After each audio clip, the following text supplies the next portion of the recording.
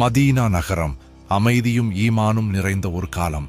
இஸ்லாம் மெதுவாக மக்களின் இதயங்களில் வேரூன்றிக் கொண்டிருந்தது. ஒவ்வொரு காலையும் தொழுகையின் அழைப்பு மதீனாவின் அமைதியை இனிமையாக எழுப்பியது. முஸ்லிம்கள் அனைவரும் தினமும் ஒரே வரிசையில் நின்று பைத்துல் முகத்தஸ் ஜெருசலேம் நோக்கி தொழுது வந்தனர். அது அப்போது அல்லாஹ்வின் கட்டளை. ஆனால் அல்லாஹ்வின் தூதர் முகமது நபி அவர்களின் இதயத்தில் ஒரு அமைதியான ஆசை இருந்தது. அவர்கள் வெளியில் சொல்லவில்லை, ஆனால் உள்ளத்தில் வேண்டிக் கொண்டார்கள். தமது முன்னோர் இப்ராஹிம் அலைஹிஸ்ஸலாம் அவர்கள் கட்டிய புனித இல்லம் காபா நோக்கி தொழ வேண்டும் என்ற ஆழமான விருப்பம். பல இரவுகளில் நபி அவர்கள் வானத்தை நோக்கி பார்த்தார்கள்.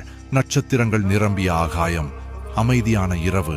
அவர்கள் கண்களில் ஒரு எதிர்பார்ப்பு. யா அல்லாஹ், உமது கட்டளை எப்போது வரும் என்று சொல்லாமல் செய்த துஆ. நாட்கள் கடந்தன.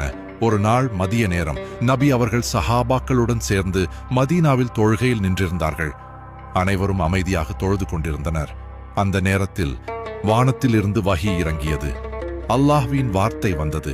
فَوَلِّ وَجْهَكَ شَطْرَ الْمَسْجِدِ الْحَرَامِ நீங்கள் உங்கள் முகத்தை மஸ்ஜிதுல் ஹராம் காபா நோக்கி திருப்புங்கள். சூரா அல் பஹரா. தொழுகை இன்னும் முடிவடையவில்லை. ஆனால் நபி அவர்கள் ஒரு நொடியும் தாமதிக்கவில்லை. உடனே அவர்கள் தங்கள் திசையை மாற்றினார்கள். வட திசையிலிருந்து மக்கா இருக்கும் மேற்கு திசை நோக்கி.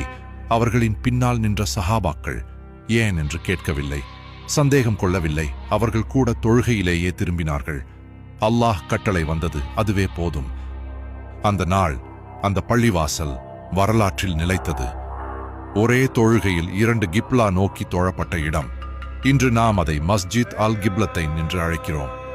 இந்த சம்பவம் ஒரு திசை மாற்றம் மட்டும் அல்ல, இது முஸ்லிம்களின் அடையாளம். இது கீழ்ப்படிதலின் உச்சம். இது ஈமானின் சோதனை. அல்லாஹ் கட்டளை வந்தால் விளக்கம் தேவையில்லை, தாமதம் தேவையில்லை. முழு நம்பிக்கையுடன் கீழ்ப்படிதல் போதும். திசை மட்டுமே மாறியது, ஆனால் ஈமான் ஒருபோதும் மாறவில்லை.